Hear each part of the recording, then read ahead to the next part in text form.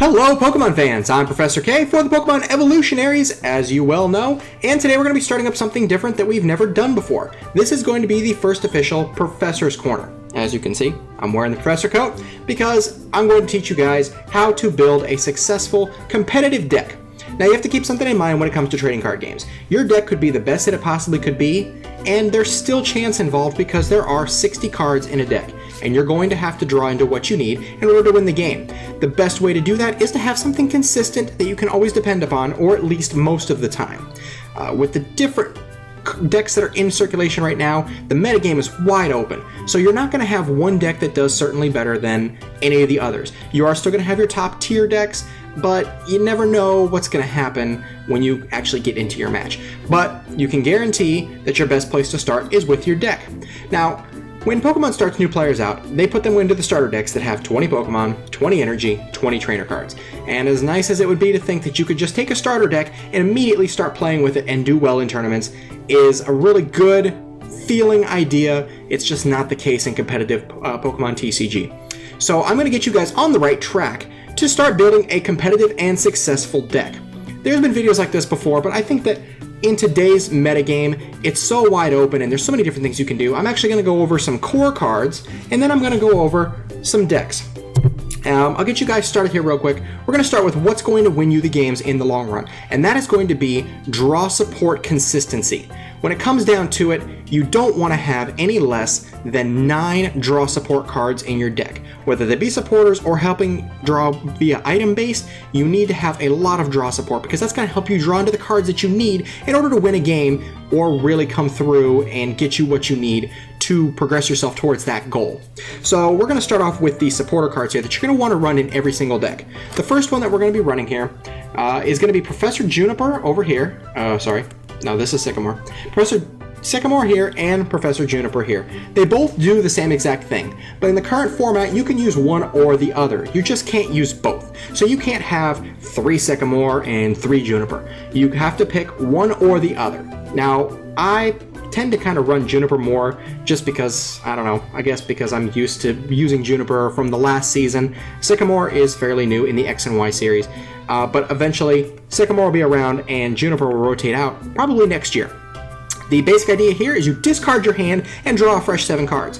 You know, you may have stuff in your knee that you might be able to use later, but sometimes you come into the situation where you just have to discard stuff in order to get into what you really need at that moment.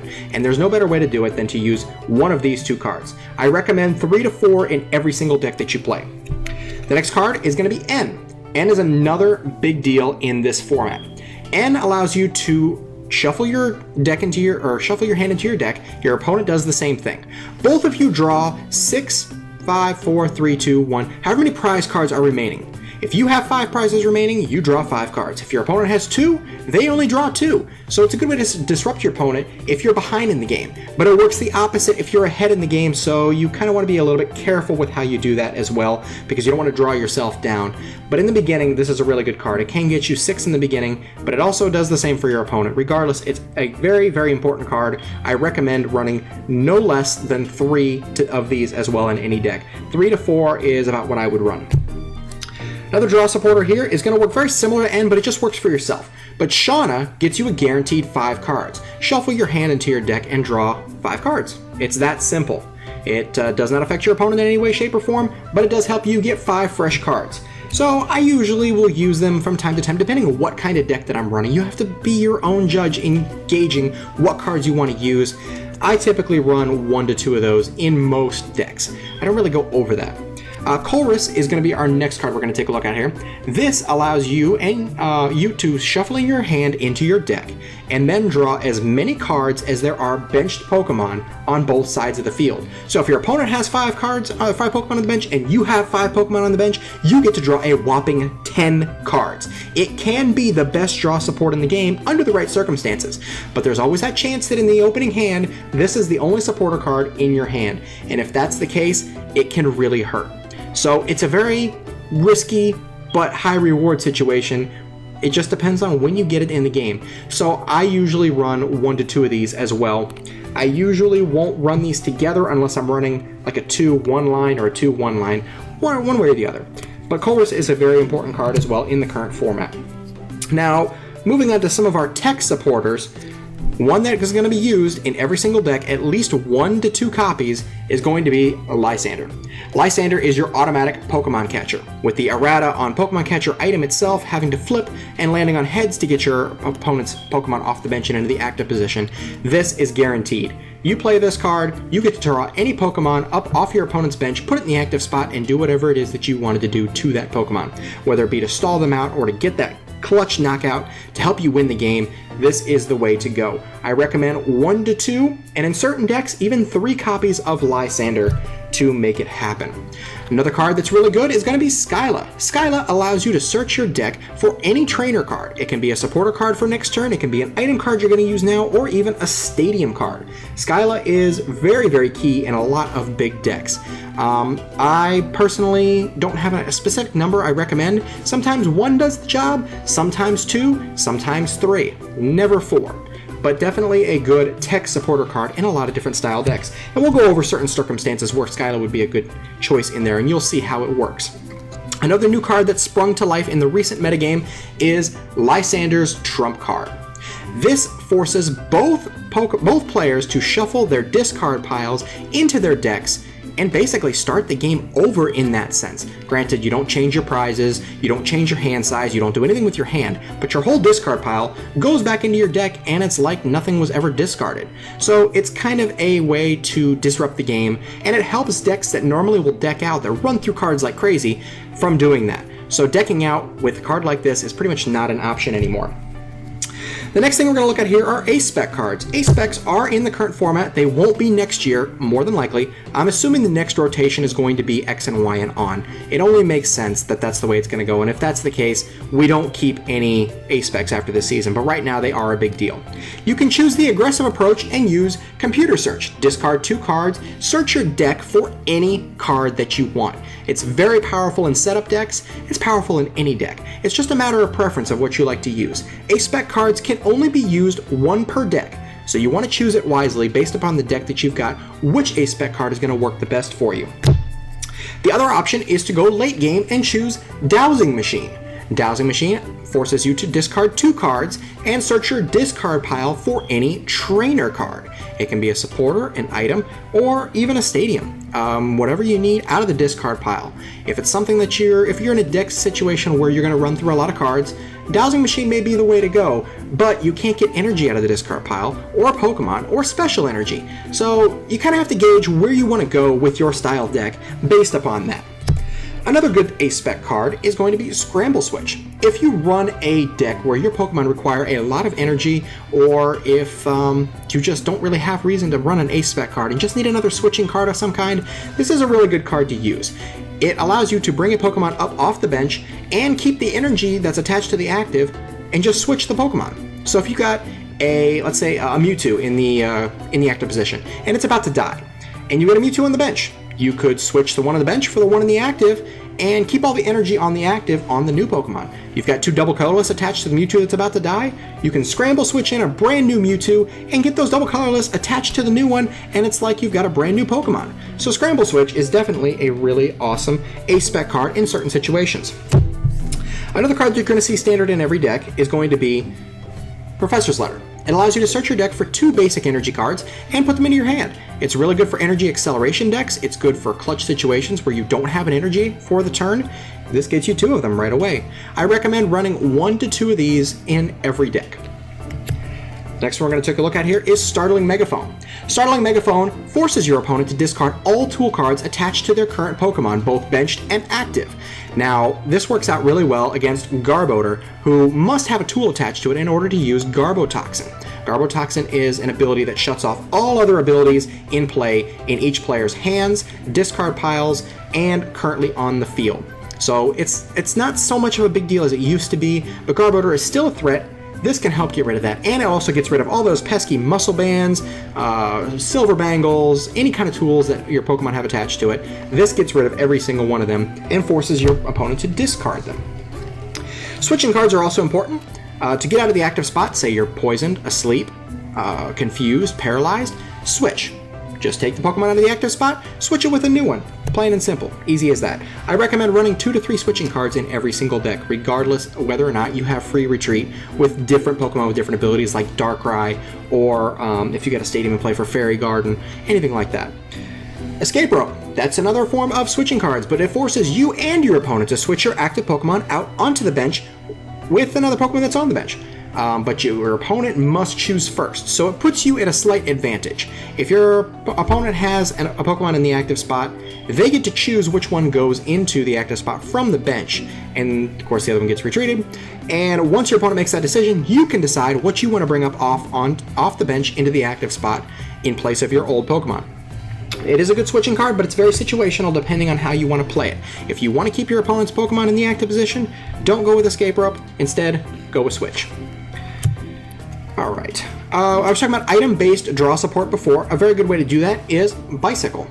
Bicycle, if you have less than 4 cards into your hand, it lets you draw until you do have 4 cards into your hand. So if you're running a card that you run a lot of cards out of your hand, Bicycle gets you 1, 2, 3, maybe even 4 cards into your hand that you did not have before, and you can still play a supporter should you draw into one. I find that it works really well running at least 1 to 3 of these in every deck. 1 is low. I don't even really recommend 1 so much unless you have a free space. I recommend 2 to 3. Personally, I use 2 in most decks. Ultra Ball. This is the current only ball that we have in play right now that works well in competitive play. We've got some coming out in the next set that might be, a bigger deal, like Dive Ball and Repeat Ball, but we won't go into that because that's not here right now. Ultra Ball. Discard 2 cards from your hand, and you can search your deck for any Pokemon, regardless whether it's Basic, Stage 1, Stage 2, EX, Mega, doesn't make a difference. You can get any Pokemon you want, as long as you discard 2 cards to get whatever you want.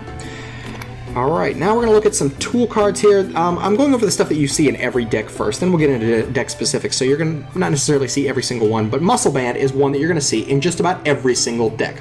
You can attach it to any Pokemon that you want, and each of their attacks do 20 more damage to your opponent's active Pokemon. It doesn't apply to the bench, but it does apply to the active. So you can attach it to EX, you can attach it to non-EX, you can attach it to whatever you want. Whatever you're going to attack with does an additional 20 damage, plus whatever the damage is on the actual attack itself. Very good card. We've got a new card in the format, Versus Seeker. New to us in this format, but not in the past. This card is actually a reprint from Supreme Victors. It allows you to search your discard pile for a supporter card and put it into your hand. It really has freed up space in current decks. You don't have to run nearly as high of a supporter count as you used to, as long as you run these guys right here. I recommend 2 to 3 in every single deck. Doesn't matter what you're playing. I would keep 2 to 3 spaces open for this card at all times. Got some stadium cards here. I've got some deck-specific ones we're going to go over, so I'll go over one that's not really deck-specific, at least not in the current metagame. This was in a lot of Team Plasma decks. Frozen City, it did 20 damage to each of your opponent's Pokemon that they attach energy to.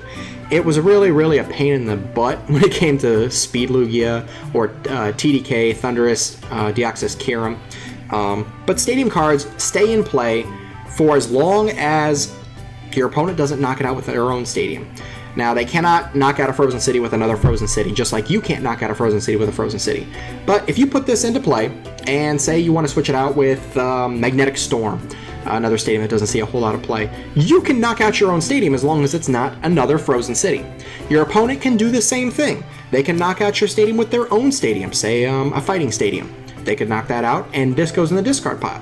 But until then, this stadium card will stay in play and affect the entire field for as long as that is in play. Wow, I stumbled over myself a little bit there. All right, one more thing we're going to go over with in pretty much all normal decks, going to be Basic Energy. Basic Energy, you want to run whatever number happens to fit into the deck. It can be a minimum of 3 Basic Energy, all the way up to 14, 15, 16, 17. It really is no limit on that. I don't recommend that any deck runs more than 18 total energy in a deck. That's a bit high. The norm is going to be between 9 and 14, in my opinion, comfortably. That's including special energy as well. Special energy would be something like a double colorless energy, which is going to be used in just about every deck because there's so many Pokemon that have the energy requirement that you can fill it with anything, and what better way than 2 energies in one shot. Powers up Mewtwo in one turn, powers up Seismitoad in one turn, Raichu. It powers up a lot of Pokemon with that. You can only run 4 special energy in each deck that you use. You can only run 4 copies of any card besides basic energy in your deck, with the exception of Ace-Specs that you can only use 1. So you can run 4 double colorless, you can run 3, you can run 2, you can run 1. It's all going to be deck situational. So with that being said, we've gone over what's in every single deck for the most part. Let's go over a couple of current top tier decks that, just have some specific use. For instance, let's take my 3rd place winning Donphan deck. My Donphan deck is based around 3 Pokemon. That's going to be Donphan, it's going to be Outrage Pokemon, and it's going to be Safeguard Pokemon like this Sigilyph. Donphan, of course, uses spinning turn, back and forth, has a lot of support behind it. Sigilyph is going to keep Pokemon EX from hitting Sigilyph, for instance. Safeguard blocks all effects of attacks, including damage done to Sigilyph by EX Pokemon, so it's essentially its own little wall. And Outrage Pokemon like Reshiram, Kyurem, Zekrom all do more damage based upon how much damage is on them. Outrage does 20 plus 10 for each damage counter on it, so you're going to be spinning turning into Sigilyph or an Outrage Dragon every single turn, and it's very frustrating to your opponent because they don't want to hurt your Outrage Pokemon. Pokemon EX can't hurt Sigilyph, and then you're also going to be using this item card, Robo Substitute, that fits as a basic Pokemon that has 30 HP. It's just really annoying, and that's why it's so good in competitive play. As a matter of fact, in Cities, I believe 29 of the top decks that won were Donphan decks. So something that's specific for like a Donphan deck is going to be a supporter like Karina. Karina allows you to search your deck for a fighting Pokemon and a an item card. It's really, really good in fighting decks. Most of the time you're going to search for either a Phanpy or a Donphan, and on top of that you're going to look for a Muscle Band or a Robo Substitute or a Bicycle or something like that. But in a deck like that, you're also going to need to use Float Stones because it gives your Pokemon free retreat that are attached to. You attach this to a Sigilyph, you attach it to an Outrage Dragon, and you can retreat for free back into your Donphan so you can keep doing damage. Since all of the Pokemon in that deck are non-EX Pokemon, you can do more damage to EX Pokemon by attaching a Silver Bangle. These cannot be attached to Pokemon EX, regardless of what you do. It doesn't make a difference. But it does 30 more damage to your opponent's Pokemon EX, so it makes it a very powerful card. In this deck, we have a special energy that works really well, and that's Fighting Energy, or Strong Energy, which is a form of Fighting Energy. It provides 1 Fighting Energy, and it also does 20 more damage for each Strong Energy that's attached to your Fighting-type Pokemon. It can only be attached to Fighting-type Pokemon as well. So it's a free Muscle Band without attaching a Muscle Band, and it really adds up with Donphan especially, building up Spinning Turn and Wreck, the 2 attacks that are on that card. And you can do some massive damage with it. The last card that applies to this deck specifically is going to be Fighting Stadium. Not necessarily this deck specifically, but to the Fighting type. Each of your Fighting type Pokemon do 20 more damage to Pokemon EX. So with a Strong Energy, a Silver Bangle, and a Fighting Energy, you're hitting for 30, 50, 70 more damage on top of whatever is next to your Pokemon's attacks if it's an EX. So you're just dealing tons and tons and tons of damage, and it gets overwhelming as the game progresses. So that's why Donphan is really a top tier deck right now. Take a look at another idea here. This is something that I actually used in a free tournament that you guys don't know about that I got 3rd place in. And that is Yveltal EX, which is a very powerful card with that Evil Ball, stacking energy on top of it. It does 20 more damage for each energy that's attached to the active Pokemon and the defending Pokemon. So it just adds up in a hurry.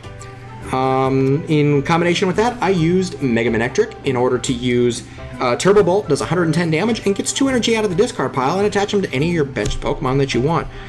Attach it to one of them, as a matter of fact. So you're able to power up another Yveltal on the bench from the discard pile. Also, Yveltal, regular Yveltal, Oblivion Wing does 30 damage, gets an energy out of the discard pile, a Dark Energy, and you can attach it to one of your bench Pokemon. It just works really, really well to get that energy out of the discard pile. So you just want to keep throwing energy in, Turbo Bolt it out, Oblivion Wing it out, fill up your Pokemon on the bench, and just start wrecking things. And in my case, it worked out really well. Manectric Spirit Link. Spirit Link cards help you to Mega Evolve into these big, bulky Mega Pokemon without having to lose your turn, because when you Mega Evolve otherwise, you lose your turn as soon as you Mega Evolve. You don't get to attack. It's been a problem for a long time, and Pokemon's finally come up with a way to fix it, and I think all Pokemon that have Megas in the future are going to have Spirit Link cards, which is a good thing. In this specific kind of a deck, a Dark deck, Shadow Circle, any Pokemon that you have Dark Energy attached to has no weakness. Yveltal is weak to Electric, Manectric is weak to Fighting, two very popular archetypes, and this prevents you from getting hit for double damage. Worked really good in the deck. Another one is going to be Hypnotoxic Laser. You poison your opponent's Pokemon automatically, and you flip. If it lands on heads, they fall asleep. If they don't, they're still poisoned. So you're going to do 10 damage in between each player's turn, and it adds up. Especially in Yveltal decks where you might need a little bit of extra damage to get a knockout. Sometimes you can just throw down a laser in combination with Verbank City Gym, which does 3 damage instead of 1 damage, or 10 damage, 30 instead of 10 on your opponent's active Pokemon. It does 2 more damage counters per turn in between turns. It's a very popular and powerful stadium. So that's it for my Yveltal and Mega Manectric deck. Another powerful archetype is going to be Virizion EX and Genesect EX. Both of these are very powerful Pokemon. You're going to use the attack Emerald Slash. You can hit for 50 and then attach 2 Grass Energy out of your deck onto Pokemon on the bench. It helps power up Genesect in a hurry, and Verdant Wind also prevents special conditions from being used, so Hypnotoxic Laser, Verbank, no good against any Pokemon that have any Grass Energy attached to it as long as Virizion's in play.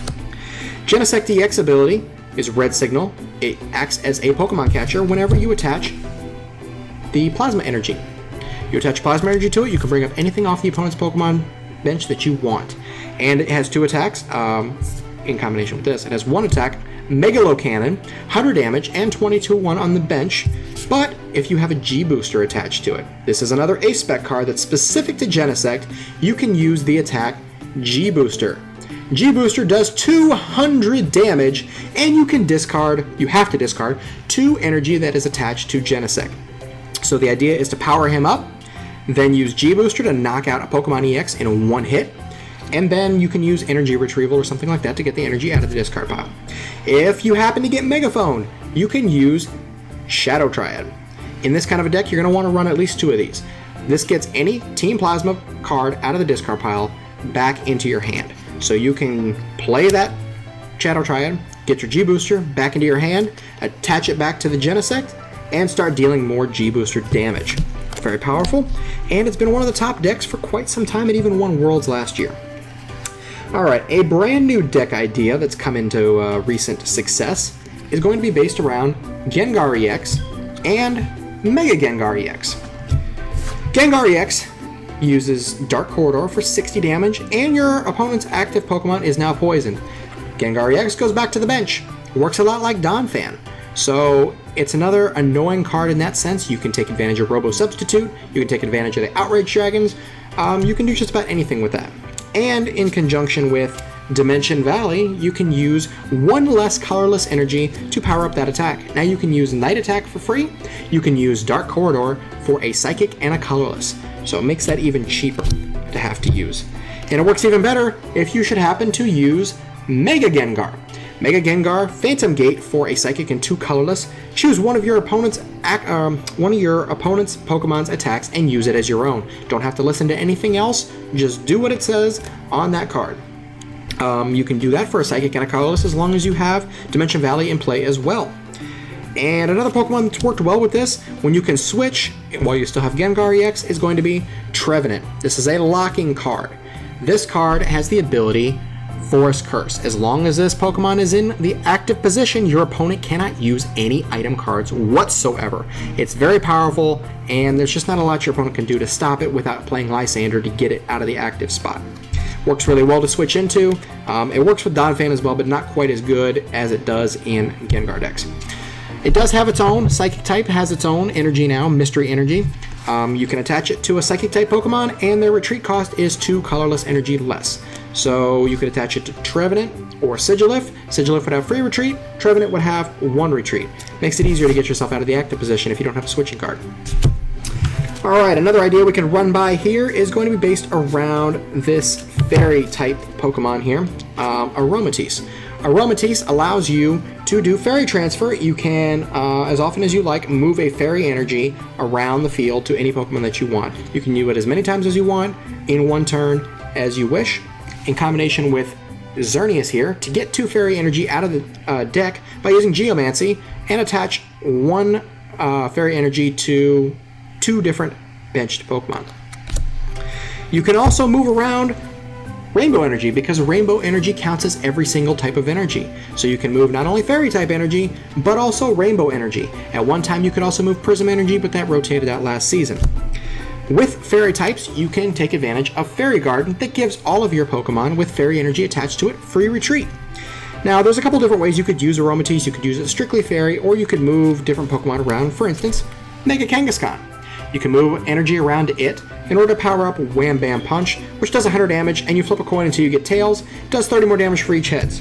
Now, to help that along, you could attach a trick coin to it that lets you reflip your coins if you so choose to, or you could also play Victini with Victory Star, which also allows you to reflip your coins if you don't like the way that you flipped them the first time. The nice thing about being in a deck that has the ability to move energy around is that you have access to Max Potion. You can move all of your energy off of your Pokemon and then use Max Potion and get all your damage off of it, and then move all the energy back to it, because Max Potion requires you to discard your energy cards. I mean, it's very broken in decks that you can move energy around, because it makes it so much harder to knock out your Pokemon by your opponent. You can also play cards like Pokemon Center Lady. Heal 60 damage in a special condition. It's a supporter card, but it helps heal damage, and in the long run, you can outlast your opponent by doing things like this. Another top powerful deck right now is going to be decks based around Pyroar with that ability, Intimidating Mane. Intimidating Mane means that no basic Pokemon can attack Pyroar. And in and of itself, it's not a horrible attacker. For 2 colorless and a fire, you can deal 60 damage, and if you choose to discard a fire, you do another 30. You can 2-hit knock out any Pokemon EX that's around, just not Megas. So Pyroar is a really good card for that reason. Excuse me. You can power it up with Charizard. Pairing it up with Charizard allows you to use Wing Attack and Combustion Blast for 150 damage, and it gives you time to help power up those Pokemon while you are stalling with Pyroar. Fire-type Pokemon have access to the supporter card Blacksmith, which allows you to get 2 fire energy out of your discard pile and attach it to one of your fire-type Pokemon. It also has its own draw support, with Fiery Torch being able to discard a fire-type energy, and you can then draw 2 cards. So it's item-based draw support for fire types. You can use Evosoda, which can be used in any deck that involves evolution, to go into the next stage. You can't go from stage 1 to stage 2, or I'm sorry, you can't go from basic to stage 2, but you can go from basic to stage 1, or if you're already stage 1, you can go to stage 2 immediately. You get that Pokemon out of the deck and immediately evolve, and it counts as evolution for your turn. Works well in Pyroar to get Litleos evolved into Pyroar faster. Power decks, a lot of them revolve around getting more item-based draw support with Roller Skates. Flip a coin, if heads, draw 3 cards. It's a little risky, but again, coin flips are just, part of some decks. That's why Pokemon Catcher is another one that you'll see in that deck, because you want to get things off the bench and start sniping them off as fast as possible to reduce the threats that could possibly build up against Pyroar. Evolutions, for instance. Flip a coin, if heads, get your opponent's Pokemon off the bench that you want to switch it with their active, and do whatever you want to them. You'll see 1 of 2 stadium cards, usually in a Pyro deck. Sometimes you'll see Verbank, but most of the times than not, you'll either see Training Center or Mountain Ring. Mountain Ring most likely. Mountain Ring prevents all damage done to bench Pokemon by attacks, both yours and your opponent's. And Training Center gives your Stage 1 and Stage 2 Pokemon an additional 30 HP. Now, just because I want to explain the purpose of Rare Candy getting into evolution decks, we're going to look back at a deck that was very successful that's kind of fallen by the wayside. Rare Candy allows you to evolve your basic Pokemon into their Stage 2 form, skipping their Stage 1 form. So, in that instance, you would go straight from Squirtle to Blastoise. Blastoise is an amazing Pokemon because it has Deluge. As often as you like during your turn, you may attach as many water energy to any of your Pokemon as you like. The card says you may attach a water energy from your hand to your Pokemon, but it says as many times as you like, so you can just start attaching water energy like crazy with Blastoise. It had two main attackers, Keldeo EX and Black Kyurem EX. Keldeo EX, Secret Sword, does 20 damage for each water energy attached to it, and an automatic 50 base. So you could just pile water energy on Keldeo, enough to one-hit knock out anything in the field, plus it has the ability Rush In. Once during your turn before you attack, if this Pokemon's on your bench, you may put it in the active position without ever having to pay your retreat cost on the other Pokemon, and it doesn't even count as retreating. So it's actually really popular in decks just to get out of status conditions and things like that. When this card was printed, it became the main attacker of Blastoise decks, Black Kyurem EX, 200 damage for a Lightning, 2 Water, and a Colorless. You have to discard 3 energy attached to the Pokemon, but you can get them back with superior energy retrieval. Doing 200 damage was a huge deal back when this card was popular. It still is, but it doesn't rule quite as much as it used to. You did lose some cards for Blastoise that just kind of crippled it a little bit, and you don't see it around as much. Let's see here. Let's go over now the cards that you can pretty much splash into every deck. For instance, Jirachi EX allows you to search your deck for a supporter card as soon as you put this on the bench. It's really good in instances where you just need a supporter really bad and you just don't have a way to get one. So an Ultra Ball can turn into a Jirachi and turn into a supporter. Cards that you can splash into your deck for attackers. Let's see here. Now, before I go over that, let me go over some things you can do with this card. This is something that you can splash into any deck as an attacker, but on its own, it's very powerful, and that's Seismitoad EX. When I first saw this card, I didn't think it was going to be worth anything, but you know what? I was definitely wrong on that, and I will admit that. Quaking Punch for 30 damage, your opponent cannot play any item cards from their hand on their next turn. It's very powerful. Putting an item lock on your opponent on a big 180 HP Pokemon lets you take advantage of ways to really troll your opponent by playing cards like Crushing Hammer. Flip a coin of heads, discard an energy attached to your opponent's Pokemon. Enhanced Hammer, discard a special energy immediately from your opponent's Pokemon, any of them, active or benched. Team Flare Grunt is also one. You can discard a energy attached to your opponent's active Pokemon. In a way, you can essentially get rid of your opponent's way of attacking by getting rid of all their energy by doing that, and also making them item locked as well. So there's a different combinations you can use with that. Seismitoad is splashable in any deck because it is a double colorless to attack. It's very powerful and it does the job. Attackers you can splash in any deck that also have double colorless requirements are going to be cards like Mewtwo EX. Mewtwo EX came around obviously before Yveltal, and this was the powerhouse because it does 20 damage for each energy attached to your active Pokemon, Mewtwo, and your opponent's Pokemon. So for a double colorless, you're hitting for 40, and any energy that's attached to your opponent's active Pokemon just adds to it. If they got 2 attached to it, it becomes 80. So Mewtwo is a very powerful attacker for very low energy cost. Double colorless is easily splashable into any deck. Non-EX attackers that are evolutions for Pyroar counters are things like Beartic. Beartic does 20 damage plus 20 more damage for each energy cost in their retreat.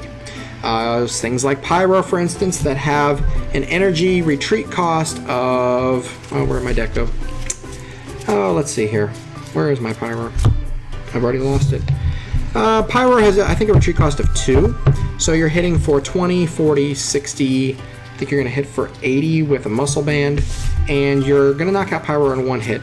Don't quote me on that because I don't have it in front of me. Yeah, 2 retreat cost. I was right. I thought so. Just wanted to be certain. You can 1-hit knockout because of the weakness to water. So Beartic for Igloo Hold, double colorless, knocks out Pyroar in 1 shot, which is really powerful. And it's also good in other decks as well that you're facing opponents with high retreat cost. If you don't worry about Pyroar, you could also run Raichu. Raichu, for a double colorless, does 20 damage times the number of Pokemon that you have on the bench. So you can hit for 100, and then with a Muscle Band, you can make it 120, or against an EX, 130. They're very easy, splashable, stage 1 attackers that you can use in pretty much any deck. So, alright guys, that's pretty much going to be about it. It gives you an idea of where to go in the competitive TCG. I've gone over a lot of different things. I've thrown a lot of information at you. I know this video's kind of gone on a little while, but it gives you guys a really good idea on how to build a good, solid, competitive deck. I must thank you very much if you've watched the entire video because I know it's long, but I know that this information is invaluable to you guys, and as many deck building videos that are out there, this is something that you can apply to the current and know what decks are top right now and how you can go about building your own variations of that deck. It all comes down to what you put into it. Just remember that. And you're only going to get good if you play the game. So play the game, have fun, enjoy building your deck, and just enjoy yourself. That's the purpose of Pokemon TCG. The people are friendly, the community is great, and we all help each other.